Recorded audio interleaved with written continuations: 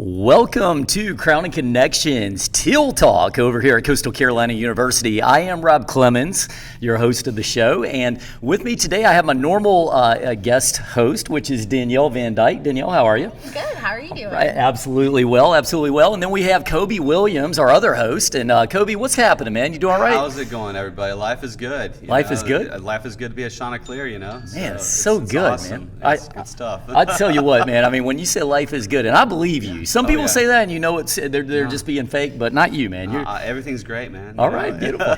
and of course, we have a very special guest today with us, and Sandy Davis from the Myrtle Beach Regional Economic Development Corporation. Did I do good?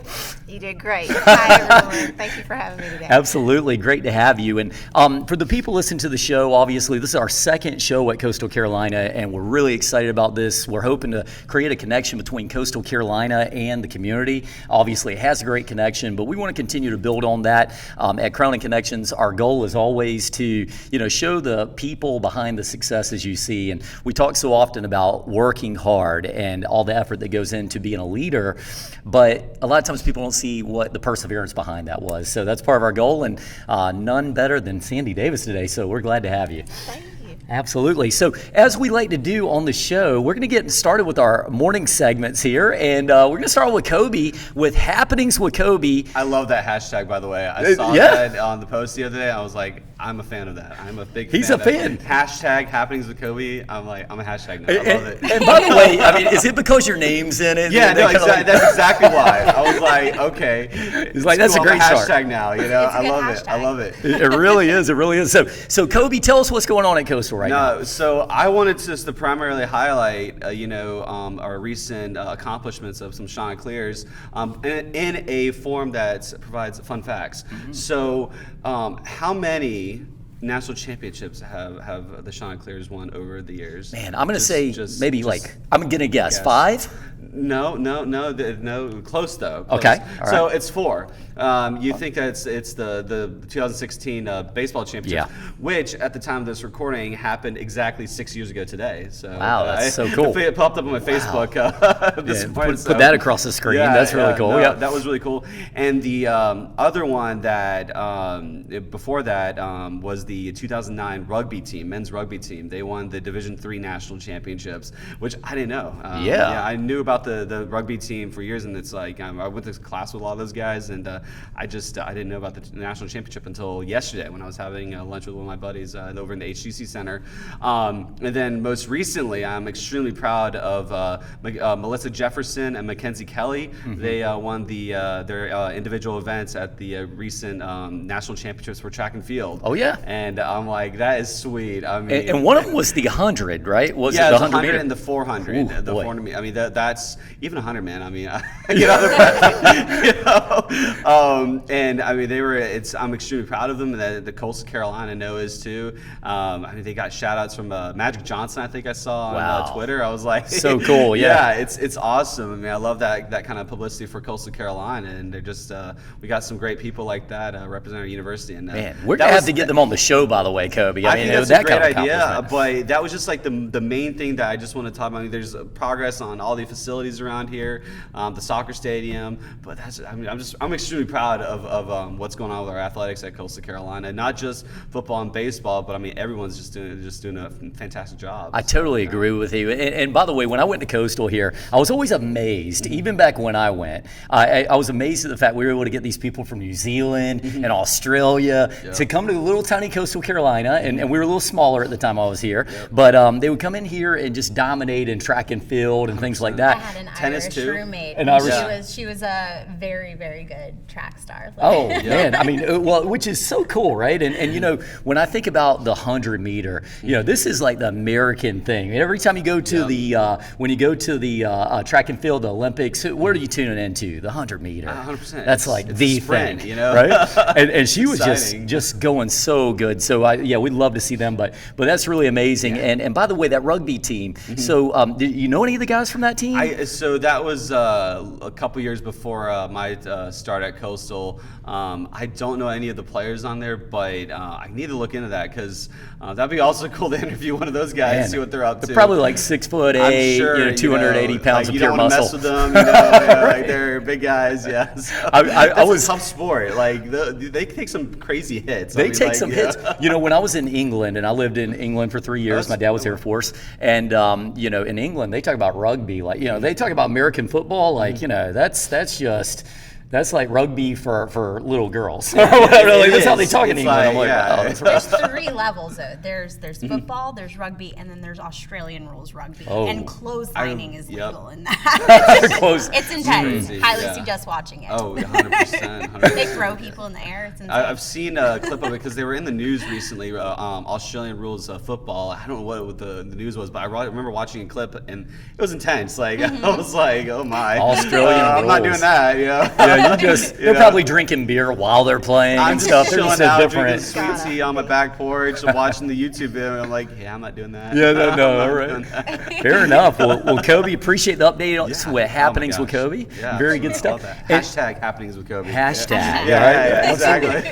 And then we have hashtag time at Coastal with Danielle Van Dyke. We're still trying to come up with something catchy. I mean, Kobe has the great hashtag, but I'll find my niche soon. But I figured, a lot of things that people really talk about when they're thinking about Coastal and stuff is the massive amount of growth that's happened recently. I mean, it kind of ties into what you were talking about, the soccer stadiums and stuff. And just, I remember when I first started going here, and it's still got that really kind of small, intimate feel, but the amount of growth that has happened here over the years is just amazing. Not even just with sports, but with some of the colleges and the different academics that are being offered and the buildings that are being built constantly. So, I mean, especially with having you here today, I definitely wanted to highlight that and just kind of talk a little bit about, the amazing amounts of growth that has happened at Coastal recently. Listen, we just finished off week 3 of orientation for our freshman class, and I love it, man. I mean, I love the amount of incoming freshman students on campus and their parents. I've actually given a few tours of campus, coming through my part of the Wall College. Did you take them to go get some fried chicken? I didn't take them. Fried chicken Fridays. I just, I'm really good at just giving a really cool behind-the-scenes tour of Coastal. I bring them on the football field and the baseball field. I know security pretty well, so I've had a couple. I've had a couple. Behind the scenes exactly. I can get, but that's awesome. I mean, talking about the size of the school right now. I mean, I think we're aiming to or projected to have over 2,789 student incoming freshmen this year. That's very good. Yeah. It's awesome. I mean, that's going to crush the previous record, which was set I think last year.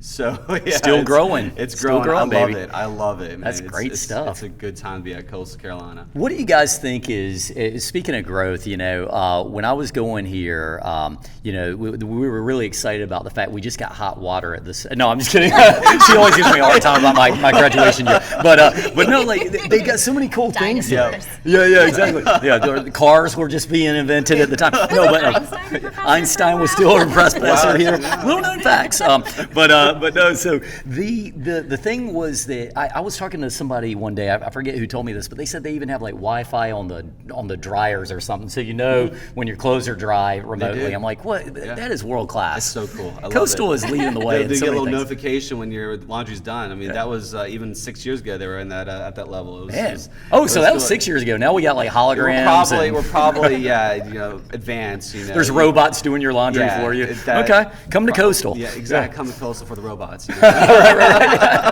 And leave for the education. There you go. All right. Perfect. Well, enough with us in our silly banter here. But Sandy, on to yourself, and we really appreciate having you on the show today. You have been with the Myrtle Beach Regional Economic Development Corporation for quite some time now, and I've followed what you've done. You've done great things. Tell us a little bit about yourself for the viewers who are meeting you for the first time. Well, I am from Horry County. Wow. I have been here all my life, graduated from Loris High School. Go Lions. And attended Horry Georgetown Technical College and also Coastal Carolina University, probably before any of you all. So when you were saying that about the hot water, I'm thinking about when we got cable in Loris. So it has been a long time. Yeah. And I just enjoyed our area. I enjoyed the small town feel. I did not want to move away. I did come from a house with all females, and I just felt like I was better suited to stay here. I think that's one reason I enjoy it so much at the Myrtle Beach Regional EDC is this is the only area I've ever known. I'm passionate about it. I want to see it grow. I want to see it diversify and also not be just a destination area for people who want to live here year-round, and also for people who are educated, becoming educated at Horry Georgetown Tech, Coastal Carolina University, our other educational institutions like Webster and Miller Mott, and make sure that they have somewhere that they can work when they achieve their goals there. Yeah, and we do have some great school systems here. do. I mean, Coastal Carolina University has become so big and well known, but you know, HGTC is one of the best tech schools out there. I mean, I think pound for pound, one of the best tech schools in the country for Love sure. my experience over there. Yeah. Oh man, it was amazing. And Yeah, it's a very big, cool. You know, our office is over at Horry Georgetown Technical College because usually when we have manufacturers come in, they are so impressed with the advanced manufacturing facility. Of course, everyone knows about Coastal Carolina University, especially after winning the 2016 baseball championship. But it is also, you know, they know that we have those type of skills here. They know they can hire someone for HR, accounting, business. They know what Coastal Carolina University has. The struggle for manufacturers is trying to find people who still want to be in that industry.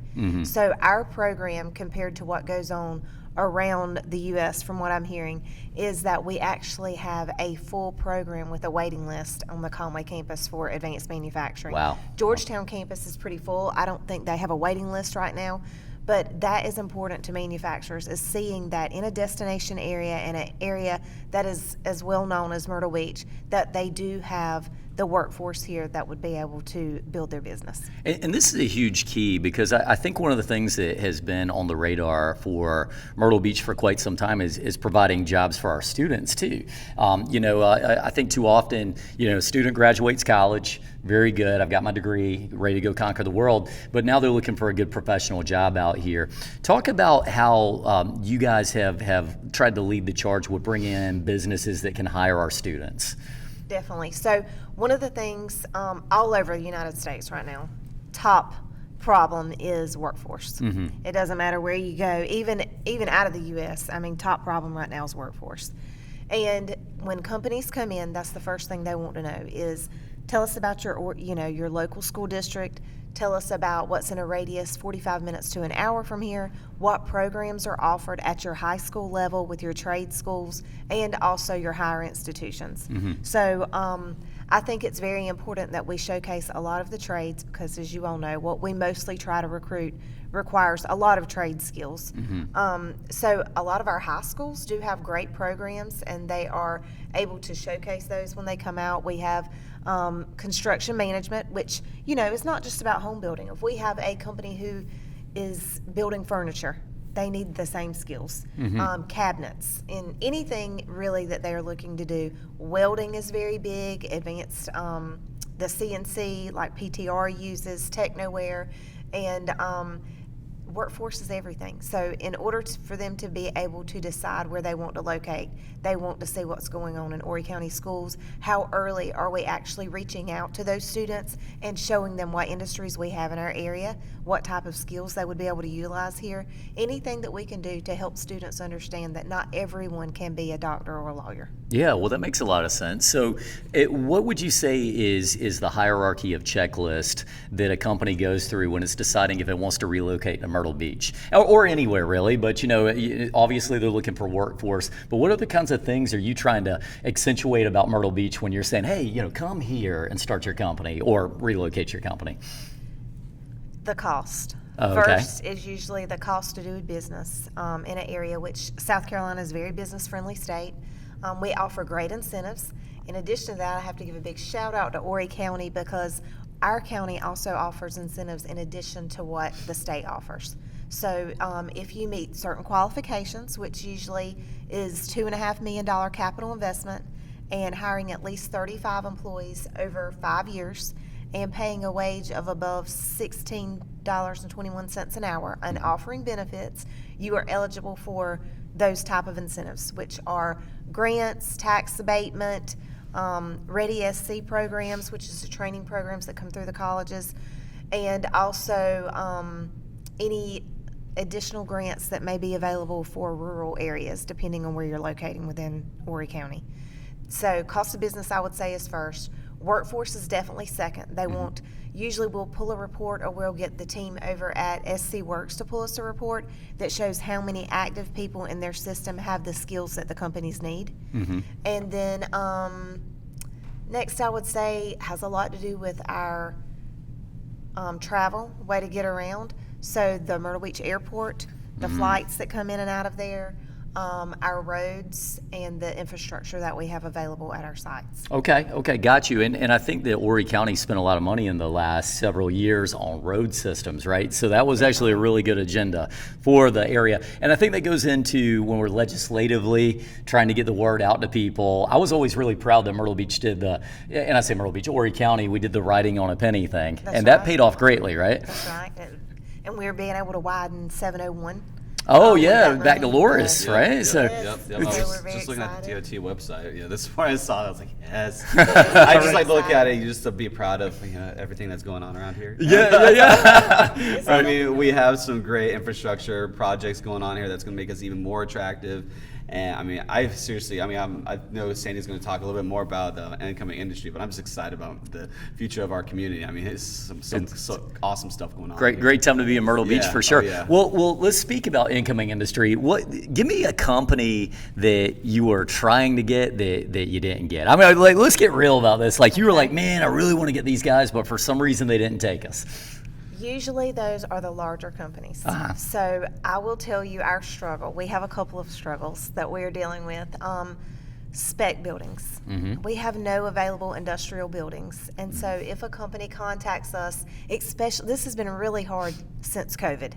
So for about a year and a half, no one made any plans to move because no one knew what was going on with COVID and if their businesses were going to suffer or if they were going to excel, if they were still going to be on the same budget schedule that they had been preparing for the past 2 years in order to make their moves. So at the end of the year and a half, the companies were like, oh, we have to do it, the ones who were moving forward. So they needed a building in 6 months. Wow. 6 months to a year, 100,000 to 400,000 square foot buildings, and we do not have that. Right. Our second thing that would be an issue for some of these companies would be natural gas. It's just not something we have a lot of in our area. We do have it for some residential areas, but we need a totally different size pipe and a lot more usage, and it's just, that is one of the other things that we have struggled with over the past 3 years. I would say it's been a struggle. Yeah, I can see that for sure, and I think that's something that it's always been an issue a little bit. But I mean, where is that land to build the big building? Is it in Loris or where is it? We do have 5 industrial parks, and I know Kobe is all excited about the Loris Park because it has some great things going on, which we will talk about. But we have 5 different parks. One is privately owned, and it is really booming. That's where UPS announcement on Water Tower Road. So we're very excited about that park, and it is moving along. We have another project that we're working out there, and also road access to each park. That's a little bit more of a struggle depending on what type of product the companies need to move. Yeah. So for like the Loris Commerce Park, right now 701, which gives access to that park, is a 2-lane highway. With the widening of 701, that park becomes a 4-lane highway, and a lot more people would be interested in that area. So it just depends on where we're looking. We have a lot of land, not a lot of buildings. Horry County recently gave us $1 million to purchase some additional land across from our Ascot Valley Park, which is located off of Highway 701 and Highway 22. Highway 22 is less than a half a mile to be able to access this road off of 701. So that's a big road, and companies like that. Matter of fact, we have been sitting on that land for over 10 years, and every parcel sold in the past 2 years. Really? Wow. Yes, so you'll see a lot of buildings going up. We have Scoochie Design. Are you familiar with Scoochie No, I Design? hadn't heard of them. Okay, they're on Gardner Lacey Road, and they're building a new facility there. It's about 70,000 square foot. They build office furniture and cubicles. Okay. So we are very excited to have them out at Ascot Valley. We have a few more that we haven't announced there. The EDC purchased some land to build a 50,000 square foot spec building. We put a 50,000 square foot dirt pad on that with a grant from NISA, the Northeastern Strategic Alliance Group. I know Dr. Benson sits on their board, and also South Carolina Department of Commerce. And before we could build the building, we actually received a contract with the 50,000 square foot dirt pad. So No kidding. Wow. Yes. What changed in the last 2 years? I think because no one moved for so long that they kind of stored up their money and waited out to see if their business was going to survive, and then they were ready to go. I mean, they had just been silent, no travel, no movement, and I think again the workforce issues got bigger after COVID. So now they're ready. They're ready to move forward. They're ready to grow their business, and we're excited to have them come here. Yeah, no, that's really, really great stuff. And it's good to hear all that activity that's upcoming. It's good for the students that are listening because, you always want to know there's more opportunities when you graduate. So tell me, where's you've traveled a little bit with this job. What kind of places have you had to travel to? And I'm not talking in South Carolina, but you've traveled out of the area, right? Yes, I went to London. Nice. We Okay. have a company that we recruited from there, and then it kind of sparked some interest from some others, so we went over and visited. That was quite an experience. Okay. Did you have some tea and biscuits? I did have some tea and biscuits, and it's very hard when we're out recruiting because during a recruitment time, you have a list of companies that are already set up for you to meet with, and these companies are typically an hour or 2 hours away from each other. Unless you get really lucky, you might get a couple together. So every day you pack up in your hotel and you go to a different area. Well, it's very hard if I want to Uber or take a cab and I'm not coming back to my hotel and I have a luggage that I have to take with me on my businesses. So it's always best to rent a car. Okay. So you're driving on the left-hand side of the road, on the right? left-hand side of the road. The speed limit, is listed in kilometers instead of miles per hour. And the first thing I did was drive out of the car rental place, which was located at the airport, into a roundabout backwards. Oh no! So luckily everyone there was really, really nice, and they all stopped and they were just facing me, and I had this rental car that was different. I probably should have checked it out a little bit more, but I was able to just drive out when I got it. The reverse, you had to push it looks like a signal light, but you have to push it up. And I couldn't figure it out, and I was sitting in the roundabout, and I was just, this man, I can still see his face. He was in this van, and he was just staring at me, and I was like, ah! And he was just laughing, and he's like, you got it, and finally I figured it out. But that was my last time on the wrong side of the road. Oh, right. I was gonna say. I thought about it before I pulled out and before I did anything. I just wanted to make sure I was on the right side of the road, and I was like, why did I think this would be a good idea for me to drive? Yeah, you're right. Uber all the way. Those roundabouts can be intimidating for anybody who's not been to England. And by the way, in America we have stuff, I think we call them rotaries sometimes. If you go up north, you'll see these things. But the roundabouts in England, they can be like 2 and 3 lanes. Yes. And you're just, it's quite intimidating, as I would say over there. Very much so. So you've been to England. You did a little bit. Did you get to go see Big Ben and all that stuff, or are you just all business while you're doing it? It was all business. Actually, my flight, I was supposed to arrive at 11 p.m. on a Sunday night, and I didn't arrive. My flight was canceled in New York and postponed, and then we ended up not arriving until 7 a.m. on Monday morning, and I had a 9 a.m. meeting. Oh boy! So it wasn't really, What does Sandy Davis do to fire herself up when she's feeling a little tired? A cup of coffee. Unlike Kobe. Kobe told me that he drank like a pot of coffee this morning. Half a pot this morning. I have a pot of coffee. Just one pot? It was Man, you're cutting back? My mug is like, if it's half a pot of coffee in it, and I already went through the whole thing. Oh, okay. Well, very good, very good. Yeah. I gotta start mine off with espresso for sure. Do a little espresso, right? I'm not a Jumpstart coffee the day. drinker. I don't do it every day, but that day, I felt like I had sand in my eyes, so I felt like some Visine and a cup of coffee you got me going. Especially, I guess if you don't ever drink it that much, when you do drink a cup of coffee, it can really get you going. It'll get you going, it really for sure. helped me out, yes. That's really cool. So you've been to England. Any other cool countries that you would shout out? No? Not really. The only other place really that I've been outside of the U.S. is Canada, and it is actually Toronto is one of my favorite places to go. And we got to give a shout out because Danielle, you got some Canadian vibe. Half Canadian. My whole family lives in New Brunswick. Oh, really? Yeah, I That's have great. some in Ontario and things. I feel like they are the most like us. I mean, Most, like, yeah. whenever They're like we a visit, they more speak- casual version of us. Yes, You know? exactly. So nice. When they speak, when they see us, and you go places like in the U.S., Ohio or Connecticut, and you're walking the street, people do not speak to you like that. It's really only here, Texas, Toronto.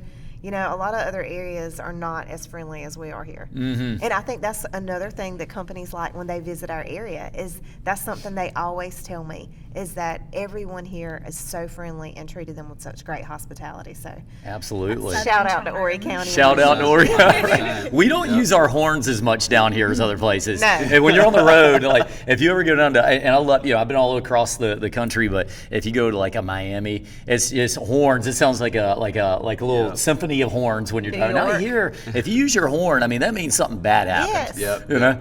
Yeah. I'm looking around if somebody blows a horn. You go to New York and it's just like the drivers don't even turn and look. I mean, I got stuck in an Uber in New York one time, and like it was a snowstorm, like a freak snowstorm that had happened. So I was in this Uber for almost an hour trying to get to the airport, and it was just that's all you heard. It was just horns. It's just all like a around good you. hello in the morning for them. Right. yeah, they don't like it bothers them. Right. Absolutely. Well, so let's go back to your coastal days. When you came to Coastal Carolina, what did you come here to do? Was it business school or Yep, I did business education. Actually. business? Oh, okay. Yes. So I was in accounting. okay, So, accounting. Now, Yes. did you pursue that career or did you do something I did else? pursue business education. I did not pursue accounting. I had the 2-year degree already. Yeah. So I thought that I might just want to do that. And once I started the business education, my goal was that I would teach at Horry Georgetown Technical College. Okay. And I did do that for a semester, but I was offered another job, and so it just didn't work out to do both. And I did accounting. I became the controller of Carolina Southern Railroad, and I worked there for 11 years, and then I left there to come to the Myrtle Beach Regional EDC to be the director of operations, and then became a project manager, vice president, and then president. Right, and I remember that process. I think Josh K preceded you, correct? Yep. Well, Josh K preceded me. Brad Lofton actually hired me. Right. And then we had Jim Moore, and then Josh K, and then now me. Very nice, very nice. What was that process like? Because obviously, as businesses, we always talk about promoting from within. But for yourself, I remember there was a process where they were kind of deciding what route they were going to go. What was that like for you? Did you have to interview for that, or was it just, hey, you're the right person? I did not actually interview. They came to me prior to another president being hired, and I said no. I do not want the job. I do not enjoy getting involved with politics. And I liked it where I was. I liked being able to recruit and still write grants, keep up with everything, and not being over anyone. So I kind of felt like that was what I enjoyed doing. And then after Josh left, Josh had actually pushed me a lot to complete my International Economic Development certification, and I have completed all those courses now, and it was due to his push. And I think once I learned more and I felt a little bit, more that I understood more about what I was doing, that I decided I would try it for a 3-month period and just see how it went. And at the end of the 3 months, I really liked it. The board was happy, and they were like, will you take it? And I accepted, so then we didn't have to advertise. Very, very nice. And you've done a great job. I mean, I think you. I anybody appreciate here knows that you've really been working hard to get everything where it is. So we appreciate that for sure. Tell me, what's the biggest project that you can think of that might be something people want to hear about? Our most recent announcement for technology, which could relate back to a lot of programs at Coastal Carolina University, is our Subsea cable. This is a Subsea cable. I'm not sure if any of you are familiar with it. Virginia Beach has a area where Subsea cable comes in. It is whenever I first got the call, I was like, these people are pulling my chain. I do not know. They're making this up, because, you do get some crazy things. But after looking into it and they told me where I could find it, I went and looked. There are a lot of subsea cables around the U.S. This particular cable will run from Myrtle Beach, South Carolina to South Argentina. Wow. So And cool. yes, this is this is actual size. It Okay. will lie on the ocean floor, and this has fiber inside. You can't see it, but it is actually in there. Okay. You can see Yeah. it a little on this end. This protects the fiber, and it's a lot. It doesn't have a lot of disruption. It is faster. It will come up in a manhole in Myrtle Beach, near Myrtle Beach State Park. Oh, okay. And then the fiber will run from that location, just like it does now with our other, like HTC. It will run from that location to the building that is being built in our Myrtle Beach International Technology Aerospace Park, which has been there for about 15, 16 years, and this is the first tenant to go into that park for its actual use. We do have the VA hospital in there, but this is actually for what it was created to do. And it is a minimum of a $32 million capital investment in Horry County. Wow. The jobs are small, but I want to kind of explain that. And so this particular one would be anywhere from 3 to 5 jobs in a data center. This data center will house the equipment for other places. So really all they have to do is monitor equipment. The companies that locate to your area due to having the subsea cable is where the jobs and additional investment will come in. So there's no guarantee of anyone so far, but I'm saying usually those companies consist of people that could have a business here and also in South Argentina, and also people like Netflix, Hulu, Facebook, Instagram. All of those people like to be close to a subsea cable, especially Google.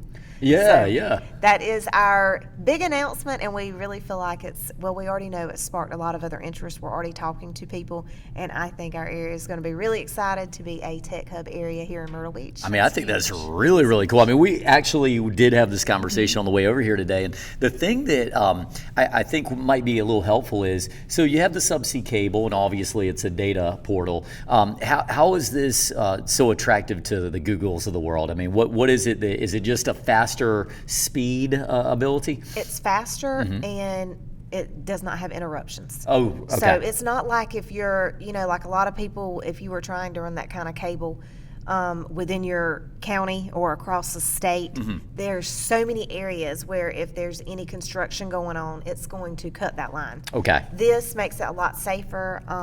Just lies on the ocean floor. There are no kind of problems that it causes to the ocean, any animals or anything, and it makes it where they can stay online. And it's just a game changer from what I'm understanding, both with talking with Google and also DC Blocks. This is DC Blocks' first project with a subsea cable. They are a data center, but this is their first project with a subsea cable, and they are as excited as we are. So. I mean, I think it's extremely exciting. It's extremely exciting. It's coming to Myrtle Beach in Horry County, I think. And you talk about the park. That's right outside the airport, correct? That's right. All right, got you. I think that's a fascinating opportunity. Have you ever heard of, in your time of dealing with developing and things like that, have you heard of these smart cities? They're the cities where, everywhere in the city you have a free Wi-Fi, and you have these sometimes self-driven cars and stuff. Have you heard of this stuff? Yes, I have. There's some big ones in Florida, right? There are big ones in Florida. There's also, I visited one in, I cannot remember the name of it. It's where we actually had an IEDC course, and that's what they were showcasing. Yeah. And I think Myrtle Beach is going to move forward with some of that to become more of a smart city. Our HTC Aspire Hub is a great thing in Myrtle Beach. And then all of the smart cars now and having charging stations. Oh, yeah. That is something that I also have been talking to a company about that says they like to locate near a subsea cable. Wow. For some reason, they use a lot of connectivity like that, too. I'm not really sure what the connection is. But it seems to be something. So maybe Myrtle Beach can be a smart city one day. I'd love to see that. Coastal's got some of those charging stations on campus thanks to Santee Cooper. So we got some actually just across the street. So. Well, one thing I can say about Coastal is it's truly a progressive college in the sense of they're always looking to that next thing. When you drive into the campus, if you haven't been here before, there's solar panels on the platforms up front. And so I know that Coastal's never been one that has shied away from investing in good technology. And the things like the Coastal 411 we were talking about the other day, just the information portals and all that. 411, yep. Shot 411, thank you very much, Kobe. That's why he's on the show. To fact check me. They're literally going to come to me and they got it wrong. I'm like, so I had to point that out. Yeah. Oh gosh, I tell you. No, I didn't mean to do that. So signing off as but Sandy, let's dive into a different thing. Internships. Obviously, you deal with a lot of companies in the area. Tell me a little bit about are any of the companies here actively looking for internships for Coastal students or things like that? Yes. Anyone who is interested in working with any of our companies, and we will be putting this on our website. It's mbredc.org.